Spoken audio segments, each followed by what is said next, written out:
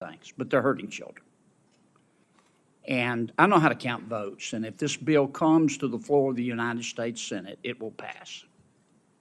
What we're going to have to do, and I say this with all the respect I can muster, is convince my good friend Senator Schumer to go to Amazon, buy a spine online, and bring this bill to the Senate floor. And the House will then pass it. Now, that's one person's opinion. I may be wrong, but I doubt it. Mr. Zuckerberg, let me ask you a couple of questions. I might wax a little philosophical here. I have to hand it to you. You have convinced over 2 billion people to give up all of their personal information, every bit of it, in exchange for getting to see what their high school friends had for dinner Saturday night. That's pretty much your business model, isn't it? It's not how I would characterize it. And we give people the ability to connect with the people they care about and to engage with the topics that they care about. And you take this information, this abundance of personal information, and then you develop algorithms to punch people's hot buttons, and send and steer to them information that punches their hot buttons again and again and again to keep them coming back and to keep them staying longer. And as a result, your users see only one side of an issue. And so, to some extent, your platform has become a killing field for the truth, hasn't it? I mean, Senator, I disagree with that characterization. We build ranking and recommendations because people have a lot of friends and a lot of interests, and they want to make sure that they see the content that's relevant to them. We're trying to make a product that's useful to people and make our services as helpful as possible for people to connect with the people they care about and the interests they care about. But you don't show them both sides. You don't give them balanced information. You just keep punching their hot buttons, punching their hot buttons. You don't show them balanced information so people can discern the truth for themselves. And you rev them up so much that so often your platform and others becomes just cesspools of snark where nobody learns anything, don't they? Well, Senator, I disagree with that. I think people can engage in the things that they're interested in and learn quite a bit about those.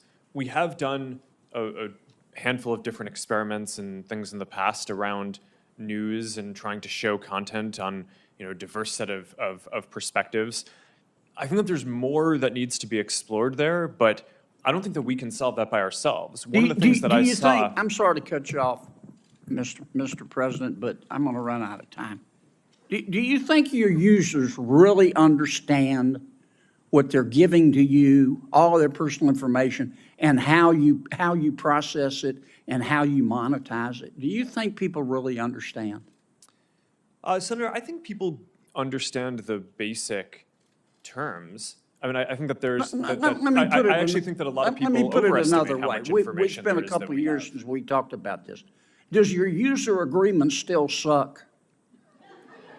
I'm not sure how to answer that, Senator. Can you still hide a dead body and all that legalese where nobody can find it? Senator, I'm not quite sure what you're referring to, but I think people get the basic deal of using these services. It's a free service.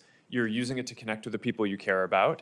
If you share something with people, other people will be able to see your information. It's inherently, if you're putting something out there to be shared publicly or with a private set of people, it's, you're inherently putting it out there. So I think people get that basic part of how the service works. But Mr. Zuckerberg, you're in the foothills of creepy. You track people who aren't even Facebook users. You track your own people, your own users who are your product, even when they're not on Facebook. I'm going to land this plane pretty quickly, Mr. Chairman. I mean, it's creepy. And I understand you make a lot of money doing it, but I just wonder if our technology is greater than our humanity. I mean, let me ask you this final question. Instagram is harmful to young people, isn't it? Senator, I disagree with that. That's not what the research shows on balance. That doesn't mean that individual people don't have issues and that there aren't things that we need to do to help provide the right tools for people. But across all of the research that we've done internally, I mean, the survey that the senator previously cited, there are 12 or 15 different categories of harm that we asked teens if they felt that Instagram made it worse or better. And across all of them, except for the one that Senator Hawley cited, more people said that using Instagram made the different issues that they face, Mr. Zuckerberg. either positive or... we just have to agree to disagree. If you believe that Instagram, I'm not saying it's intentional, but if you agree that if you think that Instagram is not hurting millions of our young people, particularly young teens, particularly young women, you shouldn't be driving. It is. Thanks. Senator Butler. Thank you, Mr. Chair, and thank you to our panelists who've come to have an important conversation with us. Most importantly, I want to appreciate the families who have shown up to continue to be remarkable champions of your children and your loved ones, for being here, and in particular to California families that I was able to just talk to on the break, the families of Sammy Chapman from Los Angeles and Daniel Puerta from Santa Clarita. They are here today and are doing some incredible work to not just protect the memory and legacy of their boys, but the work that they're doing is going to protect my 9-year-old. And that is indeed why we're here. There are a couple questions that I want to ask some individuals. Let me start with a question for each of you. Mr. Citron, have you ever sat with a family and talked about their experience and what they need from your product? Yes or no? Yes, I have spoken with parents about how we can build tools to help them. Mr. Spiegel, have you sat with families and young people to talk about your products and what they need from your product? Yes, Senator. Mr. Hsu? Yes, I just did it 2 weeks ago, for example. I don't want to know what you did for the hearing prep, Mr. Chu. I just wanted to know if it's an you example. did anything Senator, in it's an terms example. of designing the product that you are creating. Mr. Zuckerberg, have you sat with parents and young people to talk about how you design product for your consumers? Yes, over the years, I've had a lot of conversations with parents. You know, that's interesting, Mr. Zuckerberg, because we talked about this last night and you gave me a very different answer. I asked you this very question. Well, I told you that I didn't know what specific processes our company had No, Mr. for Zuckerberg, answering. you said to me that you had not. I must have misspoke. I want to give you the room to misspeak, Mr. Zuckerberg, but I asked you this very question. I asked all of you this question, and you told me a very different answer when we spoke. But I won't belabor it. Can I, a number of you have talked about Ms. Giacarino, have you talked to parents directly, young people, about designing your product? As a new leader of X, the answer is yes. I've spoken to them about the behavioral patterns because less than 1% of our users are in that age group, but yes, I have spoken to them. Thank you, ma'am. Mr. Spiegel, there are a number of parents whose children have been able to access illegal drugs on your platform. What do you say to those parents? Senator, we are devastated that we cannot To the parents. What do you say to those parents, Mr. Spiegel? I'm so sorry that we have not been able to prevent these tragedies. We work very hard to block all search terms related to drugs from our platform. We proactively look for and detect drug-related content. We remove it from our platform, preserve it as evidence, and then we refer it to law enforcement for action.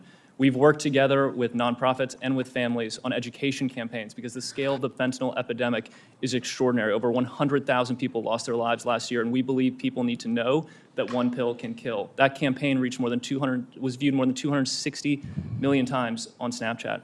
We also Mr. launched Spiegel, there are two fathers in this room who lost their sons. They're 16 years old. Their children were able to get those pills from Snapchat. I know that there are statistics, and I know that there are good efforts. None of those efforts are keeping our kids from getting access to those drugs on your platform. As a California company, all of you, I've talked with you about what it means to be a good neighbor and what California families and American families should be expecting from you. You owe them more than just a set of statistics. And I look forward to you showing up on all pieces of this legislation, all of you, showing up on all pieces of legislation to keep our children safe. Mr. Zuckerberg, I want to come back to you. I talked with you about being a parent to a young child who doesn't have a phone, is not on social media at all. And one of the things that I am deeply concerned with as a parent to a young Black girl is the utilization of filters on your platform that would suggest to young girls utilizing your platform the evidence that they are not good enough as they are. I want to ask more specifically and refer to some unredacted court documents that reveal that your own researchers concluded that these face filters that mimic plastic surgery negatively impact youth mental health indeed and well-being. Why should we believe that because that you are going to do more to protect young women and young girls when it is that you give them the tools to affirm the self-hate that is spewed across your platforms? Why is it that we should believe that you are committed to doing anything more to keep our children safe? Sorry, there's a lot to unpack there. There We is give a lot. people tools to express themselves in different ways. And people use face filters and different tools to make media and photos and videos that are fun or interesting across a lot of the different products that are Plastic here. surgery pens are good tools to express creativity.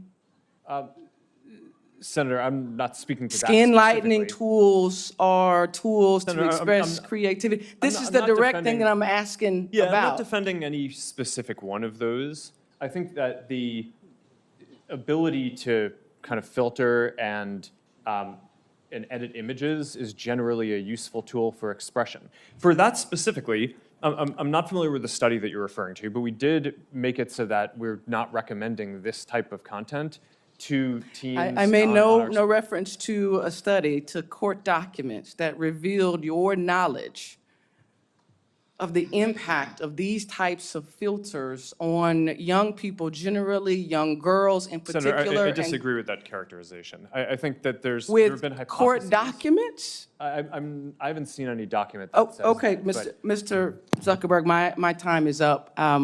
I hope that you hear what is being offered to you and are prepared to step up and do better. I know this Senate committee is going to do our work to hold you to greater account. Thank you, Mr. Chair. Senator Tillis? Thank you, Mr. Chair. Thank you all for being here. I don't feel like I'm going to have an opportunity to ask a lot of questions, so I'm going to reserve the right to submit some for the record. But I have heard, we've had hearings like this before. I've been in the Senate for 9 years. I've heard hearings like this before. I've heard horrible stories about people who have died, committed suicide, been embarrassed. Every year, we have an annual flogging every year. And what materially has occurred over the last 9 years? Do any of you all, just yes or no question, do any of y'all participate in an industry consortium trying to make this fundamentally safe across platforms? Yes or no, Mr. Zuckerberg? Yes. There's a variety of organizations that we participate in work. Which Does, organizations? I should say, does anyone here not participate in an industry? I actually think it would be immoral for you all to consider it a strategic advantage to keep safe or to keep private something that would secure all these platforms to avoid this sort of problem. Do you all agree with that?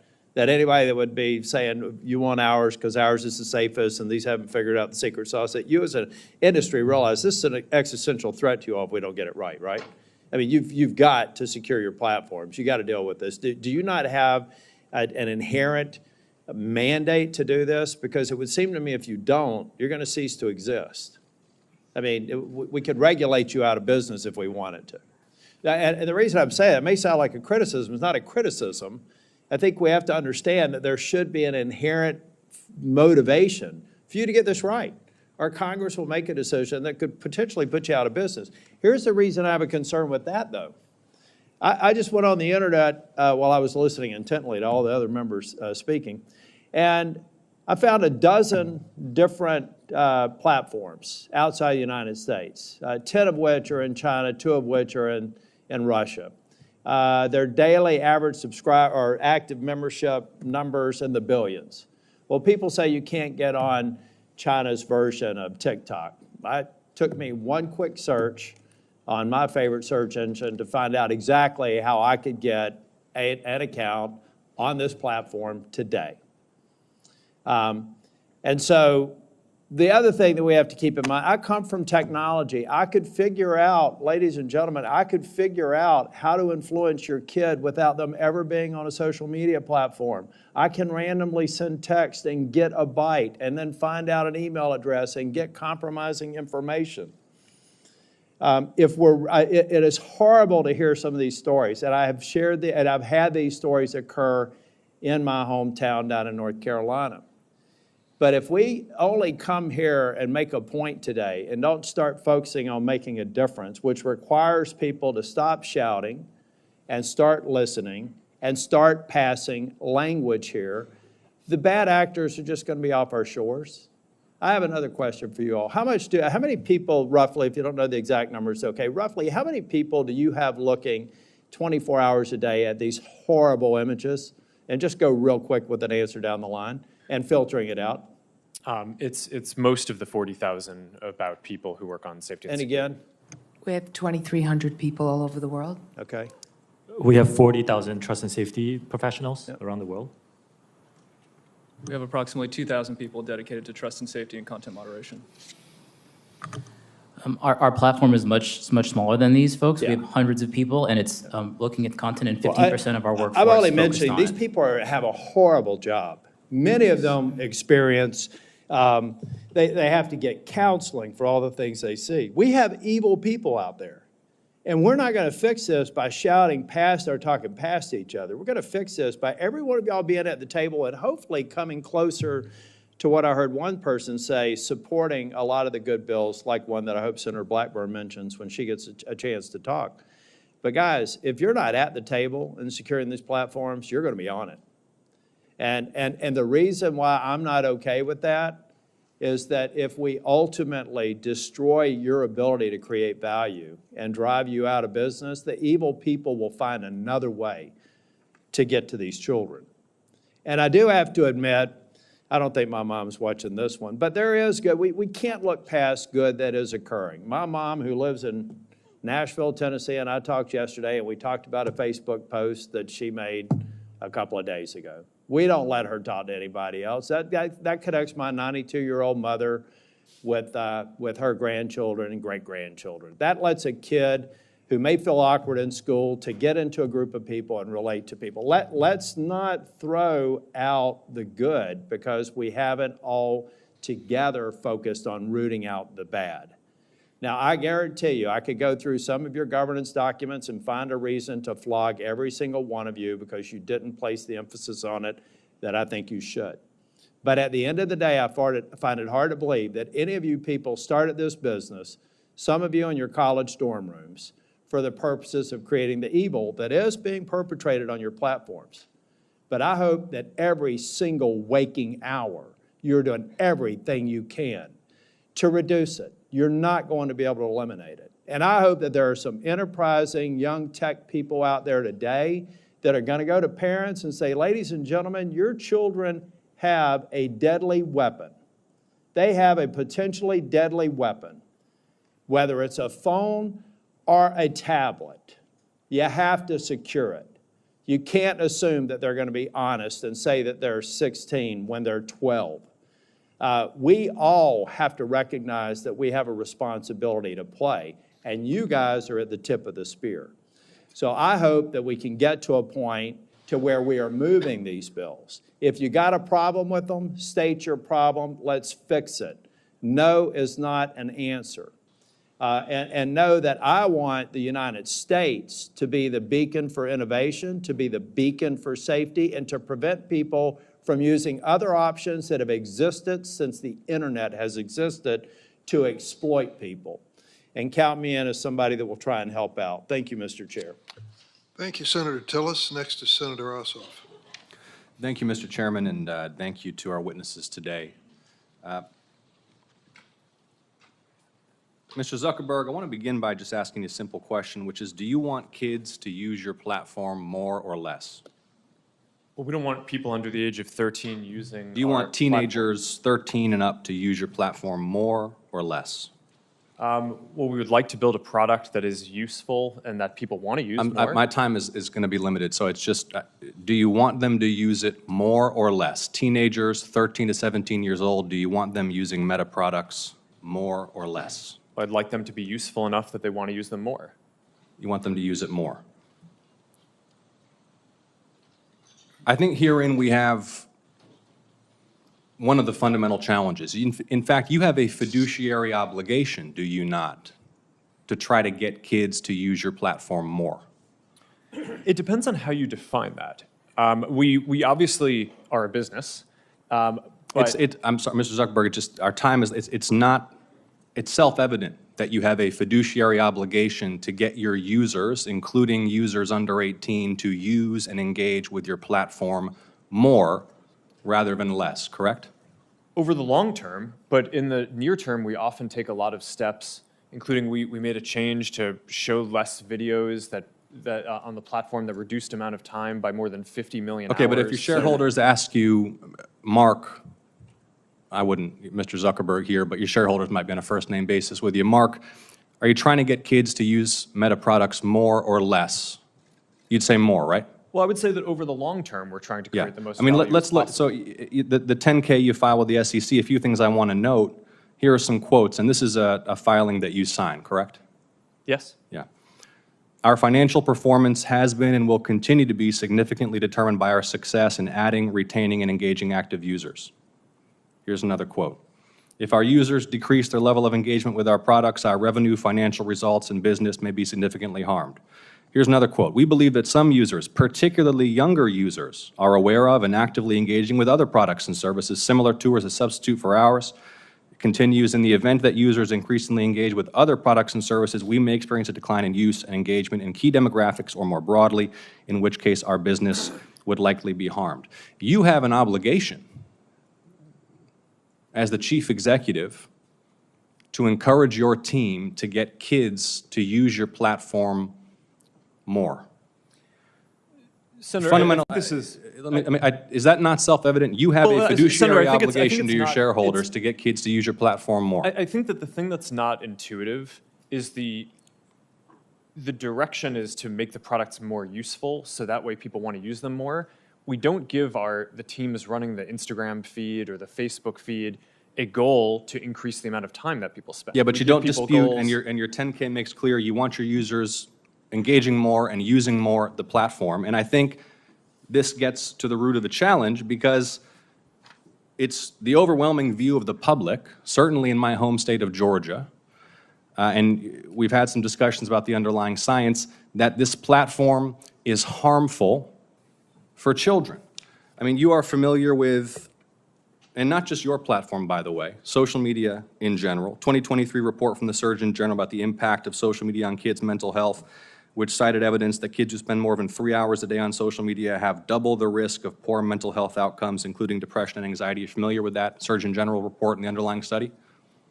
I read the report, yes. Do you dispute it? No, but I think it's important to characterize it correctly. I think what he was flagging in the report is that there seems to be a correlation, and obviously the mental health issue is very important, so it's something that needs to be Yeah, we studied know. further. The thing is, that's everyone knows there's a correlation. Everyone knows that kids who spend a lot of time, too much time on your platforms are at risk. And it's not just the mental health issues. I mean, let me ask you another question. Is your platform safe for kids? I believe it is, but there's an Hold on a important second. difference between Let me correlation and causation. Because we're not going to be able to get anywhere. We want to work in a productive, open, honest, and collaborative way with the private sector to pass legislation that will protect Americans, that will protect American children above all, and that will allow businesses to thrive in this country. If we don't start with an open, honest, candid, realistic assessment of the issues, we can't do that. The first point is you want kids to use the platform more. In fact, you have an obligation to. But if you're not willing to acknowledge that it's a dangerous place for children, the internet is a dangerous place for children, not just your platform, isn't it? Isn't the internet a dangerous place for children?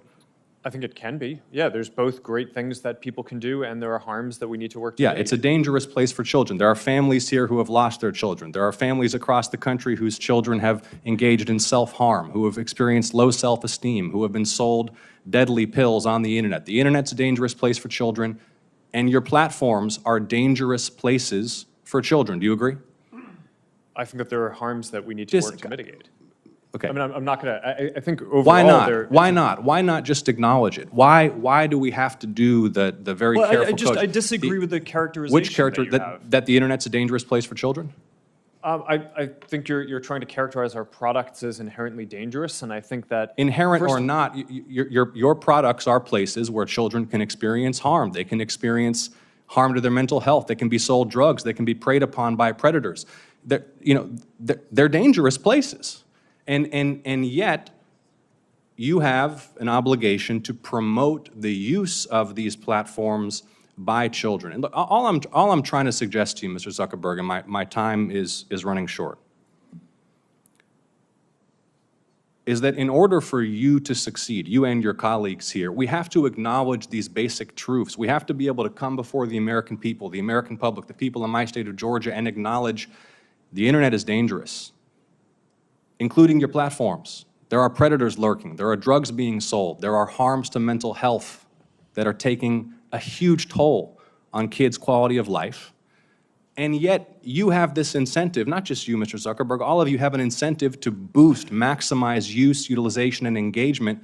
And that is where public policy has to step in to make sure that these platforms are safe for kids. So kids are not dying, so kids are not overdosing, so kids are not cutting themselves or killing themselves because they're spending all day scrolling instead of playing outside. And I appreciate all of you for your testimony. We will continue to engage as we develop this legislation. Thank you. Senator from Tennessee. Thank you, Mr. Chairman. Thank you to each of you for coming, and I know some of you had to be subpoenaed to get here, but we do appreciate that you all are here. Mr. Chu, I want to come to you first. We've heard that you're looking at putting a headquarters in Nashville, and likewise in Silicon Valley and Seattle, and what you're going to find probably is that the welcome mat is not going to be rolled out for you in Nashville like it would be in California. There are a lot of people in Tennessee that are very concerned about the way TikTok is basically building dossiers on our kids, the way they are building those on their virtual you. And also that information is held in China, in Beijing, as you responded to Senator Blumenthal and I last year in reference to that question. And we also know that a major music label yesterday said they were pulling all of their content off your site because of your issues on payment, on artificial intelligence, and because of the negative impact on our kids' mental health. So we will see how that progresses.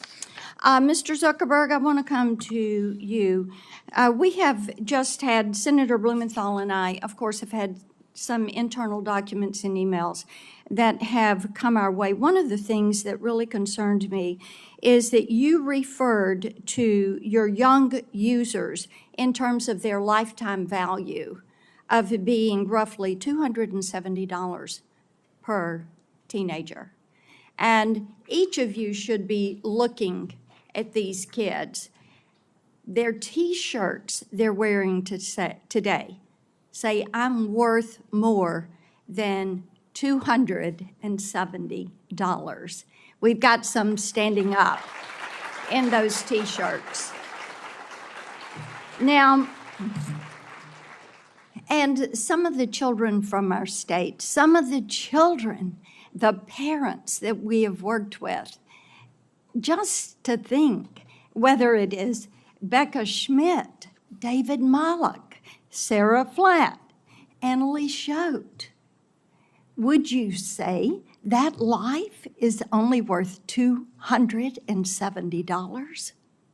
What could possibly lead you? I mean, I listened to that. I know you're a dad. I'm a mom. I'm a grandmom. And how could you possibly even have that thought?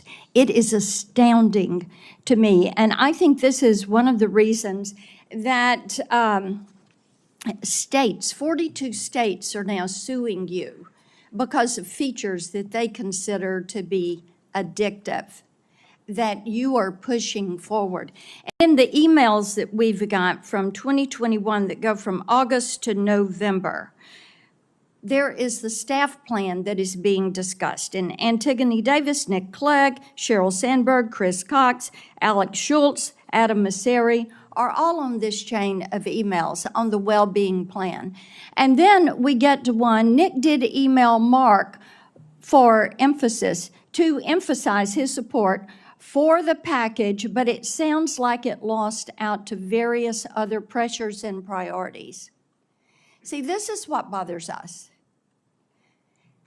Children are not your priority. Children are your product. Children you see as a way to make money. And children, protecting children in this virtual space, you made a conscious decision. Even though Nick Clegg and others were going through the process of saying, this is what we do. These documents are really illuminating. And it just shows me that growing this business, expanding your revenue, what you were going to put on those quarterly filings, that was the priority. The children were not. It's very clear. I want to talk with you about the pedophile ring because that came up earlier, and the Wall Street Journal reported on that. And one of the things that we found out was after that became evident, then you didn't take that content down. And it was content that showed that teens were for sale and were offering themselves to older men. And you didn't take it down because it didn't violate your community standards. Do you know how often a child is bought or sold for sex in this country? Every 2 minutes. Every 2 minutes, a child is bought or sold for sex. That's not my stat. That is a TBI stat. Now, finally, this content was taken down after a congressional staffer went to Meta's global head of safety. So would you please explain to me and to all these parents why explicit predatory content does not violate your platform's terms of service or your community standards? Sure, Senator. Let me try to address all of the things that you just said. It does violate our standards. We work very hard to take it down. Didn't take it down. We've reported.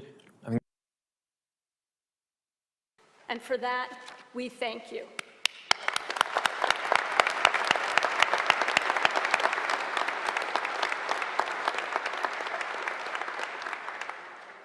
At this time, I'd ask you to please rise, if you're able, for the presentation of the colors by the United States Military District of Washington Armed Forces Color Guard, and for the playing of the national anthem by the President's own United States Marine Band.